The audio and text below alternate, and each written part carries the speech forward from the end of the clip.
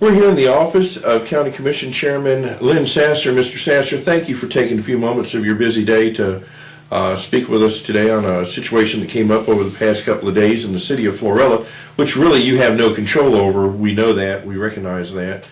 But the city of Florella passed an ordinance, I believe it was yesterday, for allowing electronic bingo within its city limits. Now, you have a personal stance on this. We've heard you mention it before publicly, and you also have a stance as a county commissioner, and the county commission in general has already made a stance on this. Can you share with our viewers once again? Well, the county commission in general made their stand where they're not going to regulate nor support it. That's coming from the commission, and there's been no change on that as far as I know. Still the same. Well, the city of Florella made this big step forward, knowing that it's an election year coming up. The sheriff has a say in this, on signing it. We're going to be talking with him here shortly as well. And but right now, the county is pretty much anti-electronic bingo. Is that correct? Pretty much. I'd say running 8%, 20. 80-20. 80-20? 80 against, maybe 20 for. Now, Okay. that's my personal opinion. Are you saying as a county overall or the county commission? I'm saying the county overall. Okay, so overall, the county, there's a big thing going on right now in country crossings in Dothan, and I know you have, I don't know if you've been with that, but the governor has even stepped in on that and has ordered twice now a raid on country crossings, and there's been legal maneuvering to prevent that. But that created 1,300 jobs over there. If something like that were to come as an opportunity to come in the county with 1,300 jobs, would electronic bingo be acceptable? Well, I don't know. There again, we need jobs. But I think the majority of the county and the commission itself being against, I don't know where. Well, the government has certainly quit the subsidies to the counties and the states. Right. And there again, Florella being an entity of its own, they can pick and choose whatever they want to do. But they still have to go within the county guidelines. Well, that's right. They're still going to have if I understand this thing correct, they're still going to have a permit. Of course, the commission can't issue permits. That's solely lays within the hands of the sheriff. And if he does, he does. If he don't, he don't. But I'm not putting words in his mouth. Right. I'm just listening to what I've heard in time past. He says he won't do it. And we've heard him say that as well, and as well as the DA saying that anybody that opens up such an establishment will be arrested for breaking the law in the state of Alabama. Of course, we go back to the I was just looking at that law this morning about the bingo amendment that was voted on. Well, actually, I say voted on. Actually, the legislatures passed this thing back in the early 90s, and the people voted on it. The legislatures put this on the ballot, and the people voted on it, and they voted it in for Covington County. Now, the argument is this, Eddie. The argument is that amendment cover card bingo or electronic bingo. Is electronic bingo included in that? That's the argument. Right. And that's something that y'all took time on last year to research and look into before you made any commitment. Right. Now I want to say this. It don't need to get out of hand. Nothing needs to get out of hand. There are some things that's going to have limits too. Somewhere down the line, we're going to have the county's going to have to draw a line somewhere where nothing won't get out of just blown out of proportion, you know. But well, on either side. Right. Right. And there's got to be what they call a steady mean for everybody involved in it, pro and anti. The thing that it's just like alcohol. You can use a comparison here.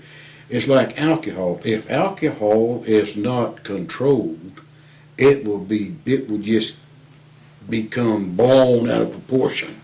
I mean, right. it'll literally get out of hand. But there again, of course, I'm not a gambler, nor am I a drinker. I don't fool with either one, shape, form, or fashion. Well, the economy in 1990s or whenever this ordinance was passed or this thing was voted on by the legislatures, the economy in the country was much different than it is today, and Covington County's economy was much different back then as well. And And quite a bit of change. huge change. You've made quite a lot of sacrifices here in the county to just be able to make ends meet, and are still going to probably end up having to continue to do so in the future unless some things change.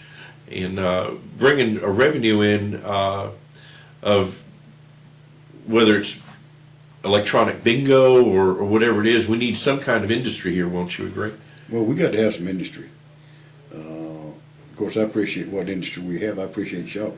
I appreciate the car industry we have from the Koreans. I appreciate that.